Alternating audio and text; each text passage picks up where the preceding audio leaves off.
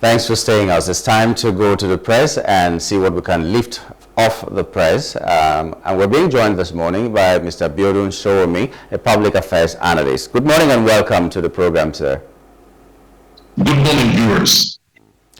Okay, we'll go to the papers now. Even though some of them are just carrying one big headline there, we're not concerned about that big headline now.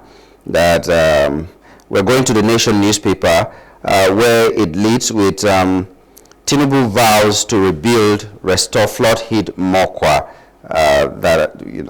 So it is saying here it is a tragedy shared by all. I'm sure that's from the presidency. And the action plan is to release 2 billion naira for rehabilitation, minister to station in Niger, 20 trucks of grains sent, and transformers to be installed. Now, we've seen the tragedy, the figures there. Let me leave that to you. But this is what the president has vowed. And my concern is, over the years, I've seen where relief materials are brought maybe 5 to 10 years after the disaster. I hope this will not be the case at this time.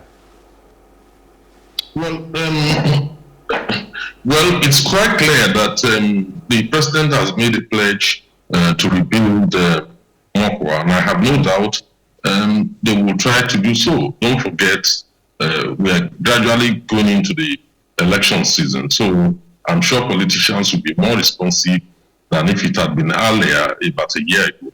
But my concern is, if you are rebuilding Mokwa, are you rebuilding the low plain where flood, has devastated, or we are actually going to relocate people to the, higher land where the likelihood of a repeat will not happen? That has not been made very clear. Is it the same weakened properties in the lowland? Because some of them, many of those properties were actually mud houses. Are they the same things to be maintained or restored?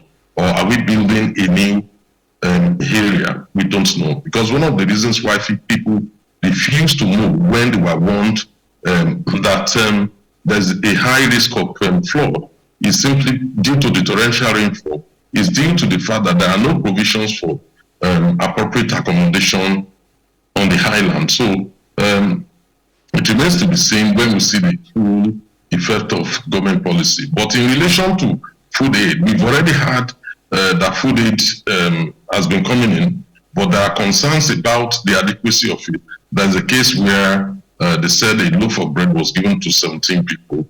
Again, no matter how much state government or federal government pours into it, the devil is always in the detail, that is in the implementation.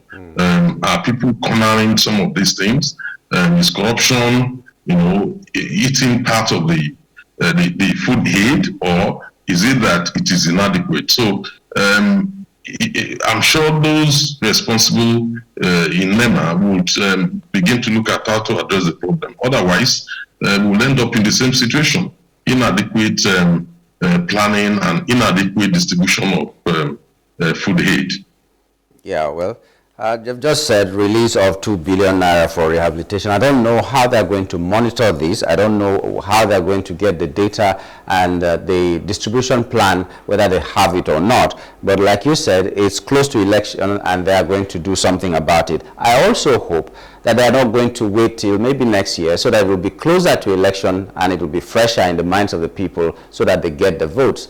And because government will first of all form committee of this and that before they put everything in place. These people have suffered so much, and I don't know. So I'm just hoping it will be fast enough, whatever they are doing, and they will be doing it genuinely and transparently enough. Like you pointed out, 17 people in a household were given 1 loaf of bread. There was a case once in Lagos here where someone, in fact the speaker of the house was in his place. So let me not just say, in his place there was a campaign, and a house, a one-story building, was given 1 bread as campaign largesse, or how do I call it? And the boys in the house were now using the bread to play as football. There was that clip that happened like that. But so politicians do things like this, and I hope this is not going to be what will happen in Mokwa. It's very sad. Almost 500 people are gone already. Now, Absolutely. yeah. Now, going to politics, same on the Nation newspaper, PDP is saying, our focus is unity of members, not coalition. What do you think about that, you know?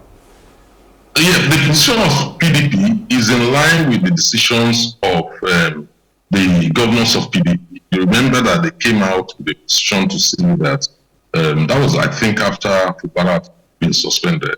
10 of them came out to speak for the 11 to say that, look, we are not joining any coalition. Whoever is interested in joining PDP can come and join the PDP.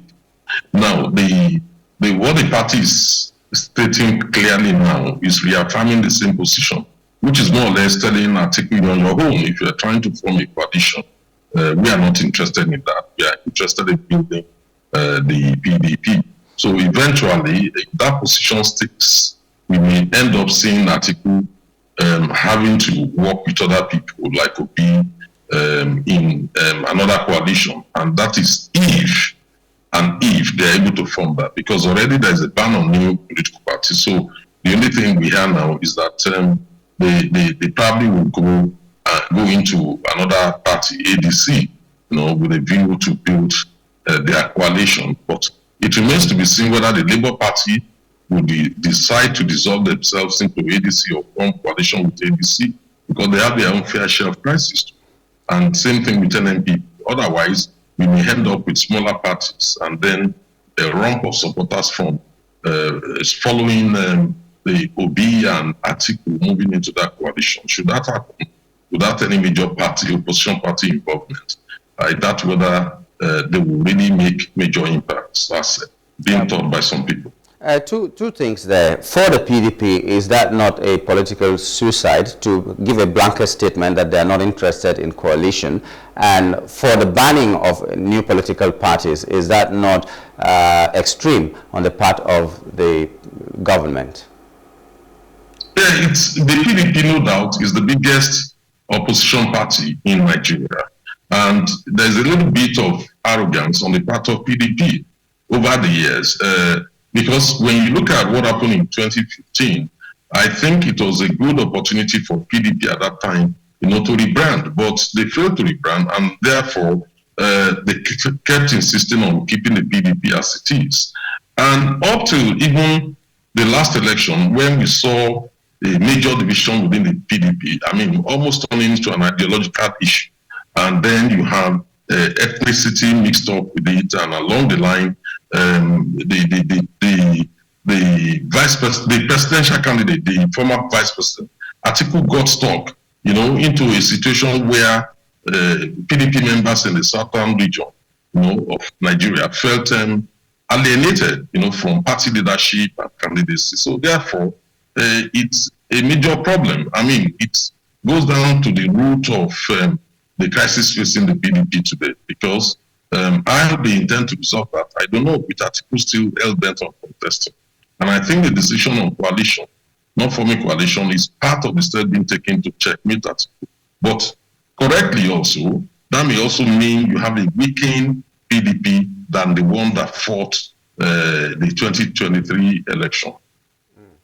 So, but if they can just make sure that they don't follow Atiku because they think Atiku is not acting right or is not doing anti-party and all that, what is wrong with PDP's internal mechanism of solving problems and disciplining the people? Wike can say whatever he wants to say and PDP will still retain him. Atiku could do anti-party or anything else, run from pillar to post because he wants to be president at all costs, and they still leave him there and just looking for sly methods to make sure that he's alienated from the party. What is wrong with them? Is it that the internal mechanism has collapsed? Because the PDP used to be known to be very firm and were able to solve their internal problems, but it doesn't seem that way anymore. Oh yeah, even to add to that list, you have the president of the board of trustees, Adolphus Wabara, embracing and praising and adopting Alex Oti, who is not from his own party.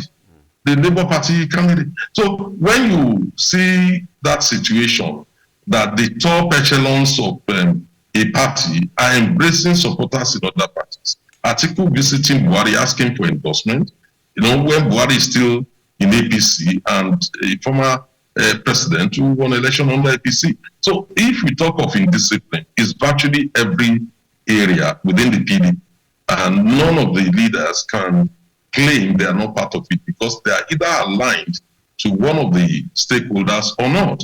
And in that situation, we have a badly divided party, unable to enforce discipline simply because if you move against one, the other party is also guilty of what you are moving against. So it will lead to new crises that, look, this is selective justice. So how do you now discipline Atiku, Wike, Adolfo Wabara, and some other leaders of PDP? So in a badly factionalized party, I mean, you are talking of the situation currently with one governor suspended, is each of the two gladiators are controlling 5 governors each. I mean, there are 5 aligned with Wike, 5 aligned with Atiku. So how do you enforce discipline in that situation without, in fact, creating more problems for PDP? So I think something has given way in PDP. That is the heart and the spirits that form PDP have since left the party, and they've not been able, to restore them. And that's the problem we have now. What they're trying to get Saraki to do, it's also a very complex problem. If you move this way, you face attack from the other party. If you move to the other party, taking sides, trying to be reasonable and balance things, then you face criticism from the other one. So it's like fight to finish. They've not even been able to hold the next meeting. They keep postponing it. We still have the issue of national secretary. That one is still there. It's a major crisis the PDP is facing today. Well, that means the assertion that the biggest opposition is no longer there because they are so divided that they cannot speak from with one voice. So how can there be opposition when they're virtually not existing at all in the political space? They cannot say anything and hold it. They are still the major opposition. It's just that they are crippled. They are crippled. They are unable to move beyond where they an ineffective majority is as good as not having anybody. So, let's still give them the benefit of the doubt that they know what they are doing, and 2027 is still a few months away. Even though we know that the ruling party has started their endorsements galore, and they are doing campaign. They are very aggressive with their campaign. They're always known for that. So at least I give that to them. Whatever they are doing, they have started right now. And unfortunately, governance is suffering at this point. But now let's move to, let's go back to Mokwa. We're on the Punch newspaper right now. The Mokwa issue raises a critical point. Now, Salah, Mokwa bridge collapse fuels tomato pepper price surge. Ram prices soar 55% as inflation hits harder. Lagos-Ibadan highway gridlock traps thousands. I'm interested in the fact that Mokwa, a small place, is not an urban area like Lagos, Abuja, and all that, where our governments always concentrate. You go to every state, they're talking about state capital, they want to beautify it, they want the roads to work and all that. They neglect the villages. But right now, a village, so to speak, a group of villages have been affected by just one bridge collapsing, and let me say the entire nation is affected because tomatoes, possibly, they are the people who produce it more. So it speaks to our priorities. Do you really think our government is not concentrating enough on the places that are really important for us? Yes, what we've seen with the collapse of the bridge in Mokwa is a huge part of agricultural goods, including livestock, being transported to the southern part of the country has been trapped. They have been trapped in Mokwa because they are not able to cross. It's not only that, people are also trapped who are desirous of traveling down to the south simply because of the collapse. There's one lesson to draw from. You cannot have 2 or 3 entry points, into the south and expect that there won't be problem if there are issues. It's just like when we had only one bridge in Asaba connecting Onitsha before the second one is built. So we are talking about a vast section, and we really need to construct more bridges, no more crossings, across the River Niger into the southern part of the country to avert situations like this.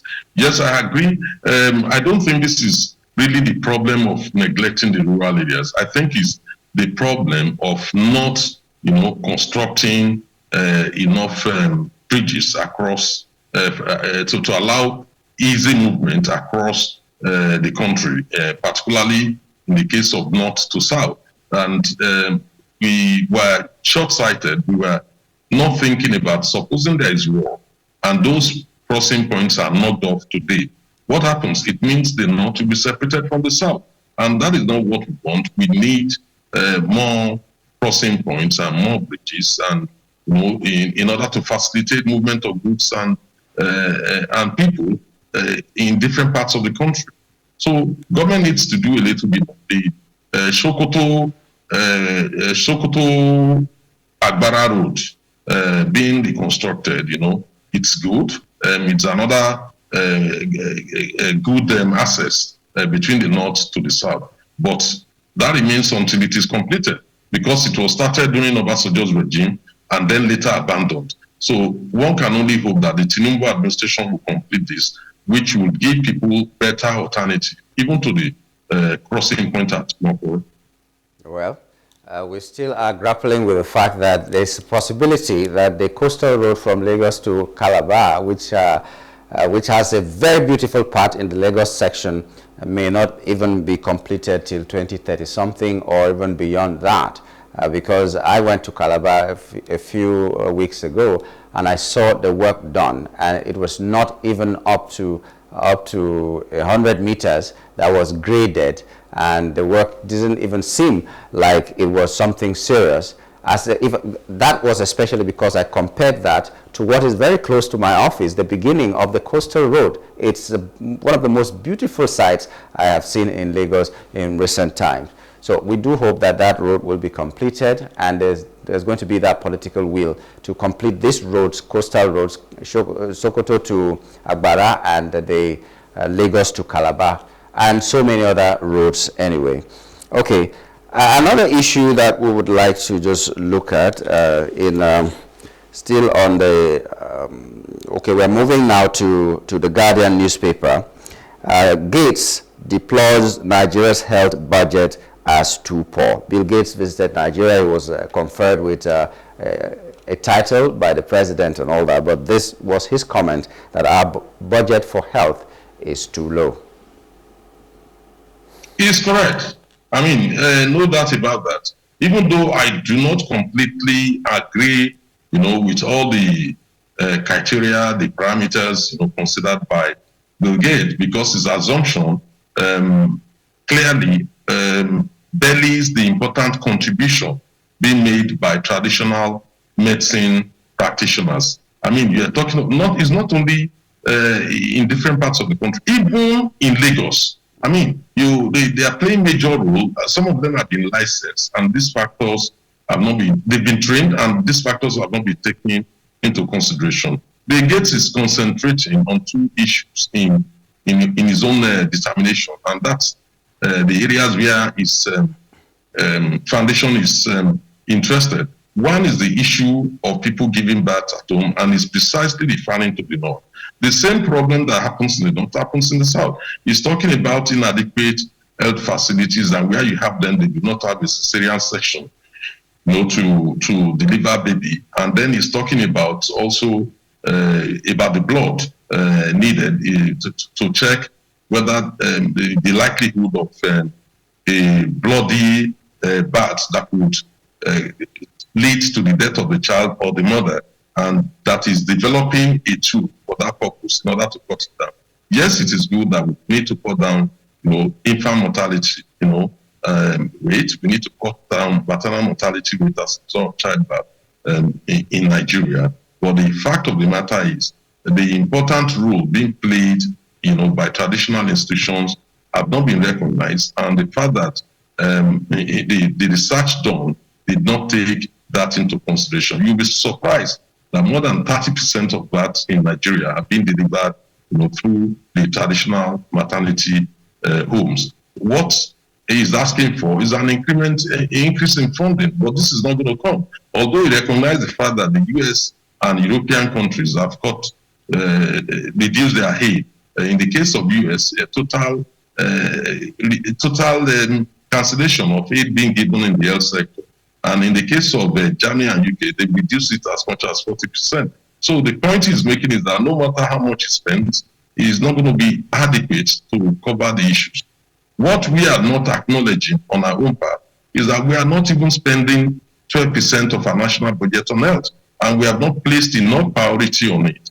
And it's just the same thing like education, where UNESCO recommends 26%, and we are barely spending 8, 9, 10% on it. So therefore, we need more funding. This new funding will not come in, except we become more productive as a nation, and then we hand our own resources and depend on our own budget to fund our healthcare needs rather than depending on aid from foreign countries. Yeah, well, it's because of that neglect of the critical sectors that we have, for instance, the banditry and insurgency nowadays. I think that's a contributory factor, I think, because if we had education and an educational system that will take a lot of people off the streets and give them meaning for life and open their horizons enough to, even if they're doing business, to do it better, then maybe we wouldn't have been spending more on security and neglecting other aspects of us. Now, just following what Bill Gates said, foreign aid withdrawals is another story there. Donor fatigue hits 331 PHCs, over 400 staff, and puts North in dire straits. And I don't think it is just the North that has been put in dire straits. Everybody in Nigeria has been affected. And it goes to what you said, that over the years, that our budgets are not even recognizing the fact that health is a very, very strong part of our economy that we need to take care of, because a healthy person is the one that can be wealthy, and if you're not healthy, then there's a problem with you. So now that these aids have been cut and Nigeria doesn't seem to have a budget that can cover even half of that, then what do we do? What do you advocate that can be done right now? Because even when you talked about the traditional bed attendants being trained and all that, we still have the people who are selling agbo on the streets. Yes, they are contributing their own, but there's no form of regulation. There's no form of recognition officially by the government and giving these people more training, because this is the same kind of agbo that we have in China, and they are bringing it to sell to us as supplements and so many other ones. It's still traditional medicine packaged in a better way. So why is our government not looking into that and making sure that we have alternatives to Western medication? It's not that government is not looking into it. They are aware.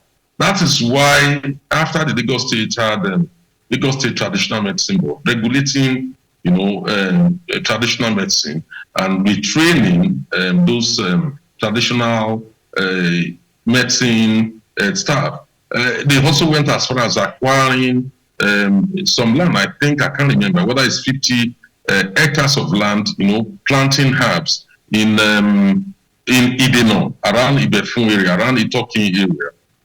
The federal government has since taken up that mantle also, and they've established the National Traditional Medicine Board. The problem is funding. If we're not funding those sectors appropriately, you will not get the result, because it's not just about treatment, it's also about the medication being used. For instance, when you talk about antibiotics, which is being used in the livestock sector, we all know that purple leaves is serving the same purpose. So what are we doing helping the pharmacists, or pharmaceutical companies, to extract this and turn it into alternative vaccination? We're not doing that. Same thing with traditional medicine. There are a lot of things. For instance, there's what they call blum leaves, which reduces high blood pressure. The problem is, if you have low blood pressure and you use it, it will kill the person. So we are not investing enough and then extracting, this medication like the Chinese do. do to say, look, you can use this for this, use it for that. We still depend on exporting jobs through importation of medication, from developed economies. So we need to do a little bit more on our own part. It's not about, just promoting traditional medicine. It's about giving people, viable alternative in the urban centers. And in the rural areas, where they simply depend on this traditional medicine, giving them a real better regulated, and better manufactured and stored alternatives like the Chinese are doing. So we need to do more and tap into this multi-billion-dollar industry rather than exporting jobs by buying them from foreign countries. Exactly. Well, this is the much we can take this morning from the press. We'd like to thank you, Mr. Sowunmi, for coming on the show. Thank you for having me. Have a wonderful day, sir. And you too. We've been talking to Mr. Biodun Sowunmi, a public affairs analyst, on Off the Press. We'll take a break, and when we return, we'll be looking into other issues on our first hot topic. Just stay with us.